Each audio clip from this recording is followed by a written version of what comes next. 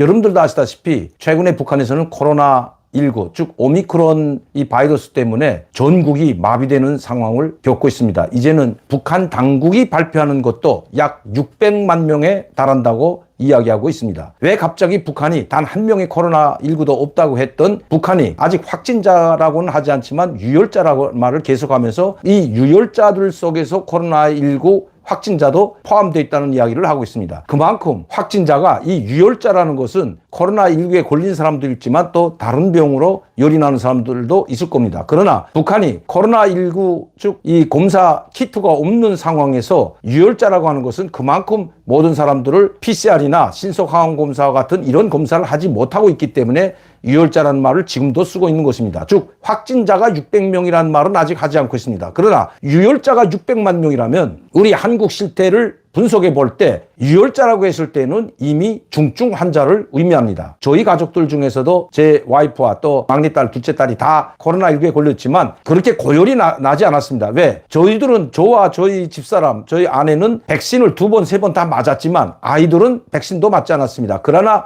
용량 상태가 괜찮고 면역 능력이 있기 때문에 그렇게 한 2, 3일 알았지만 고열은 나지 않았습니다. 단지 미열 상태까지는 났던 것은 사실입니다. 그런데 북한은 지금 유혈자라는 것은 고열 상태를 말합니다. 600만 명의 고열 유혈자가 생겼다면 그만큼 중증 환자들이 많이 늘어났다는 것을 의미합니다. 그래서인지 김정은은 다급하게 또다시 당중앙위원회 정치국 확대회의가 아니라 협의회를 진행했습니다. 이 확대회의라는 것은 많은 사람들 참가시키지만 이 정치국 협의회에는 관계부문 일꾼들만 참여했는데 이번에도 비상방역대책송원들과 보건상과 같은 여러 몇 명 사람들이 또다시 참여해서 김정은이 긴급 코로나19를 점검하고 그리고 이번에 진행되는 8기 5차 전원회의 준비 상황을 점검했다고 합니다. 왜 김정은은 이런 상황에서 8기 5차 전원회의를 6월 말에 개최하려고 할까요? 그만큼 북한의 경제가 심각한 상황으로 치닫고 있기 때문입니다. 이미 김정은이 1년 동안은 있는 모든 가용자산을 동원해서 이 1만 세대 송화거리죠. 1만 세대 건설을 완성을 했고 또 보통강반의 다락주택이라고 하는 다락식 아파트라고 하는 이 700세대도 1년 만에 완공을 했습니다. 즉 김정은의 지시가 정확히 집행이 된 겁니다. 그러나 모든 가용자산을 동원한 지금 시기에 와서 이제 또다시 1만 세대를 건설하고 있는데 이것이 지금 제대로 집행되지 않을 뿐만 아니라 코로나19 확산으로 말미암아 올스톱 상태에 들어갔다는 것이 북한에서 온 소식입니다. 그뿐만 아니라 김정은이 야심차게 진행하고 있는 연포 온실농장 아마 여러분들 그 규모를 보고 깜짝 놀랐을 겁니다. 수백만 평의 땅에 수만 동의 온실 하우스를 짓는데 그것도 비닐 하우스가 아니라 바로 유리 온실입니다. 여기도 지금 문제가 생겼다고 합니다. 이렇게 되자 김정은은 당전에 정치국 협의회에서도 이 연포 온실농장을 거론했고 또 아파트 1만 세대 화성지구죠. 건설에 대해서도 거론했는데 지금 북한의 경제 여력을 볼 때 상당히 어렵다는 것을 김정은도 아마 느낀 것 같습니다. 김정은이 이번에 첫 번째 당전의 정치국 5월 12일자 회의를 긴급회의를 소집했을 때는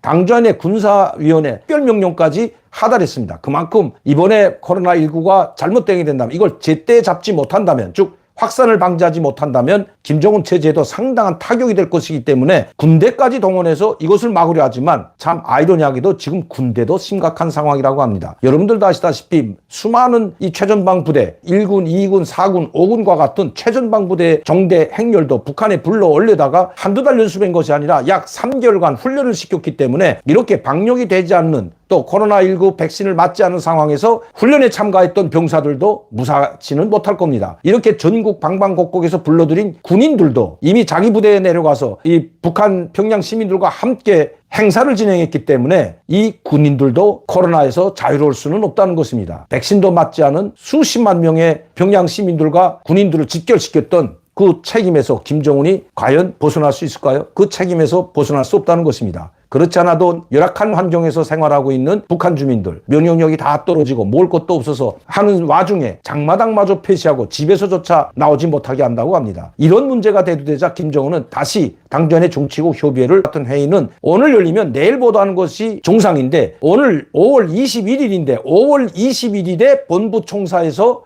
회의가 진행됐다고 오후 조선중앙통신으로 보도하고 있는 겁니다. 이렇게 신속하게 보도하고 있는 것은 그만큼 북한의 상황이 여의치 않기 때문입니다. 또 북한 주민들의 불만과 원성이 지금 상당히 높기 때문이라는 것입니다. 급기야 김정은은 이번에 당주안의 정치국 회의를 열고 당주안의 정치국 상무위원들과 당주안의 정치국 위원 후보위원들 그리고 사회안전부, 검찰 이런 사법검찰기관들까지 총동원해서 지금 각 지방으로 파견을 나갈 때 대한 지시를 내렸습니다. 다시 말씀드리면 정치국 상무위원이 단 한 개 지역씩 맡아가지고 지금 정치국 위원 후보위원들을 거느리고 모두 지방으로 다 총출동해서 내려가라는 특별 지시를 정치국 회의에서 하달했습니다. 잠시 그 내용을 잠깐 보도록 하겠습니다. 이건 5월 12일자 보도인데 이렇게 이야기하고 있습니다. 조선노동당주안의 정치국은 당중앙군사위원회 비상지시문과 내각 비상지시문을 심의 승인하고 하달하도록 하였다. 당주안의 이 군사위원회 비상지시문이라는 것은 군대를 총 풀어서 할 뿐만 아니라 지금 북한이 수송 역량이 딸리기 때문에 중국에서 들어온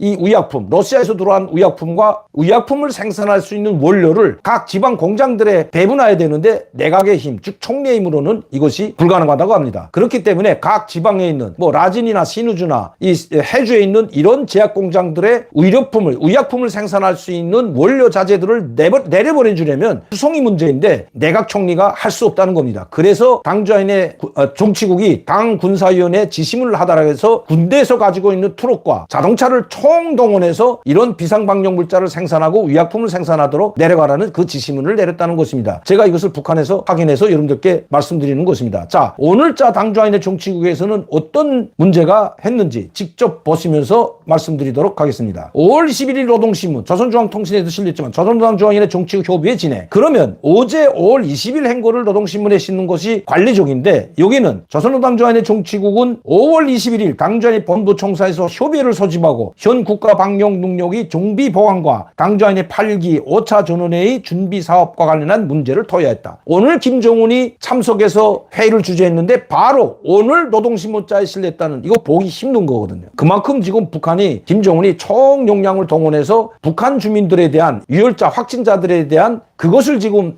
총동원해서 김정은이 매일과 같이 당주안의 정치국 상무회의, 당주안의 정치국 협의회를 열면서 바이러스를 확산을 차단하기 위해서 안간힘을 쓰고 있고 인민을 위해서 이렇게 자지도 않고 밤낮으로 뛰고 있다는, 즉 이민이천을 행동으로 보여주고 있다는 것을 보여주기 위한, 그렇기 때문에 이렇게 또다시 당주안의 정치국 회의를 소집했다는 것입니다. 그리고 이 회의에서는 바로 당주안의 정치국 상무위원들을 모두 당주안의 정치국 상무위원회 위원들과 당주안위원회 비서들을 기본으로 하여 당주안의 정치국 상무위원, 당주안의 정치국 위원들, 비서들이 다 당주안의 정치국 위원들입니다. 비서들을 기본으로 하여 당주안의 해당 부서 일꾼들과 내각, 사법, 검찰 부문에 필요한 인원들을 포함한 실무 지도 서적을 내오기로 결정하고 해당 서적들이 사업하게 될 지역과 임무에 대한 분담과 구체적인 조직 사업을 하였다. 사법 검찰은 왜 동원됐을까요? 그리고 사회안전성, 국가보위성, 날카롭게 지적하고 검찰소장을 신랄하게 김정은이 이 당주안의 정치국 협의에서 비판을 했는 질책을 했죠. 아마 검찰소장 첫 희생양이 될 것 같습니다. 그리고 당주안의 정치국 상무위원 중에서는 누군가는 나가떨어질 것 같은데 이번에 조영원이 아마 무사하지 못할 것 같습니다. 당분간 잠깐 사라졌다 또 나올지는 몰라도 이 책임에서 자유로울 수는 없다는 겁니다. 이렇게 당주안의 정치국 상무위원들까지 내려보내고 사회안전, 국가보위, 검찰들 모두 동원해서 내려오는 것은 이 사재기 그리고 제때 의약품도 각 도, 지방, 군, 시군으로 내려가게 되면 또 리에까지 내려가게 되면 이것이 정확히 전달이 되지 않고 있다는 겁니다. 누구한테 전달이 될까요?